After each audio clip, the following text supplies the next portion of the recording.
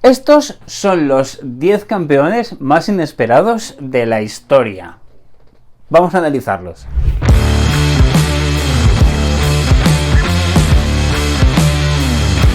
Hoy voy a hacer un pequeño vídeo analizando un poquito, de forma muy resumida, a los 10 equipos que han ganado títulos importantes que más han sorprendido, por lo menos en las últimas décadas.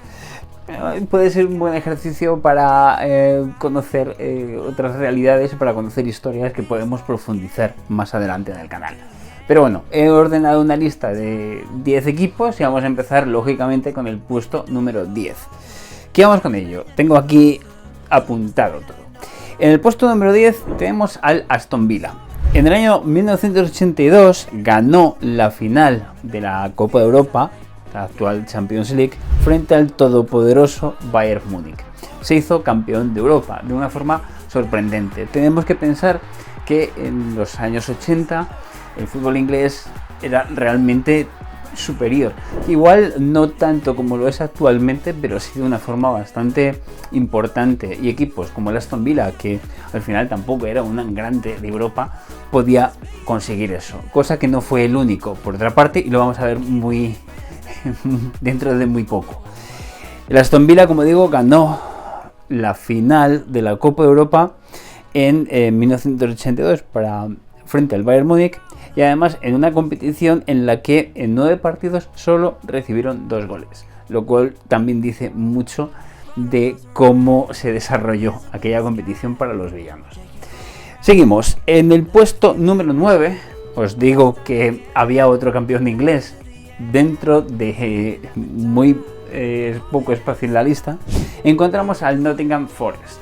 El Nottingham Forest es un caso similar al Aston Villa, pero es un caso que todavía tiene más valor, porque el Nottingham Forest estaba en segunda división, subió a primera división, subió a la First Division, que en ese momento era la primera división, la más alta, y fue capaz no solamente de ganar la siguiente liga, sino de ganar las siguientes Copas de Europa. De hecho, yo no sé si hay, he estado buscando pero no he encontrado, yo no sé si hay muchos ejemplos en el mundo o en Europa de equipos que tengan más Copas de Europa que ligas. Vale, en este caso se cumple eso, que es el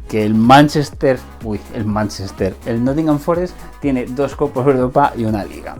Las Copas de Europa las ganó en el 1980 frente al Malmö en Múnich, si no recuerdo mal, y en el año siguiente frente al Hamburgo en Madrid, en el Santiago Bernabéu. Es, como digo, es el único equipo que tiene esa curiosidad de ser campeón justamente un año después de ascender.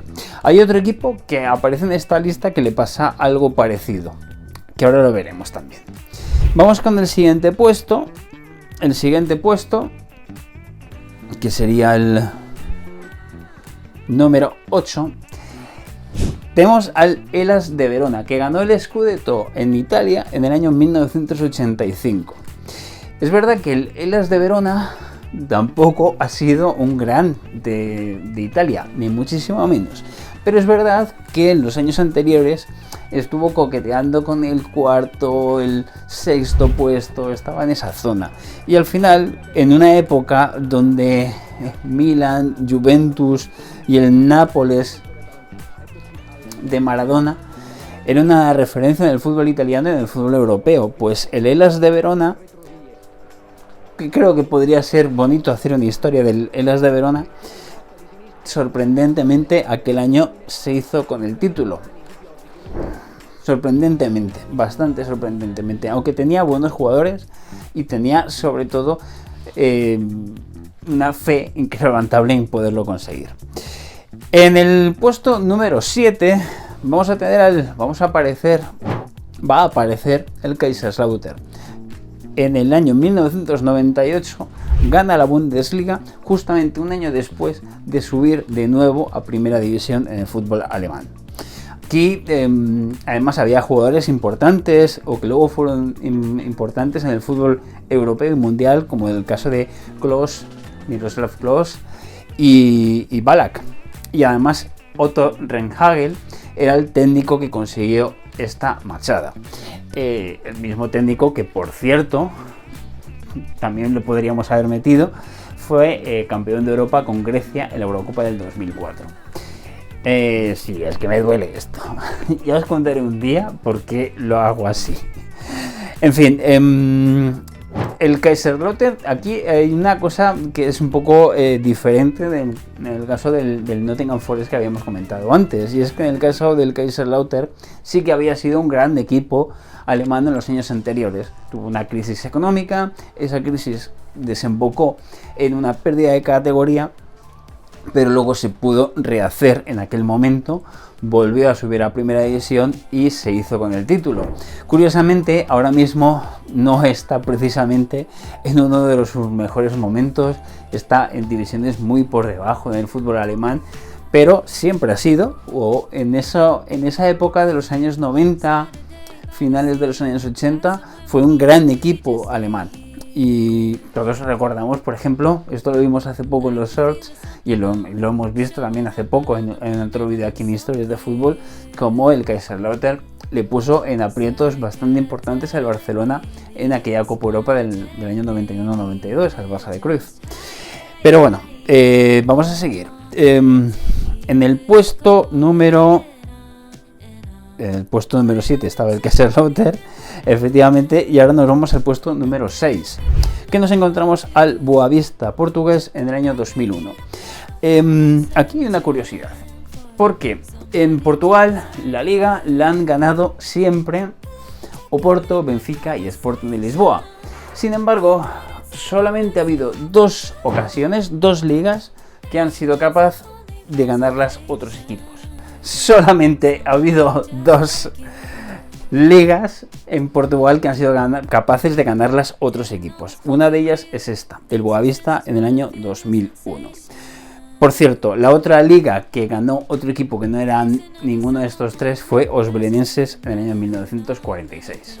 Y seguimos, nos vamos al 5º puesto y nos encontramos con el Montpellier en el año 2012. El Montpellier ganó la liga este año, sobre todo un PSG que ya estaba al Gelaifi, que ya estaba un poco el germen de lo que conocemos como el gran Paris Saint-Germain, las decepciones del Paris Saint-Germain que ha tenido todos estos años.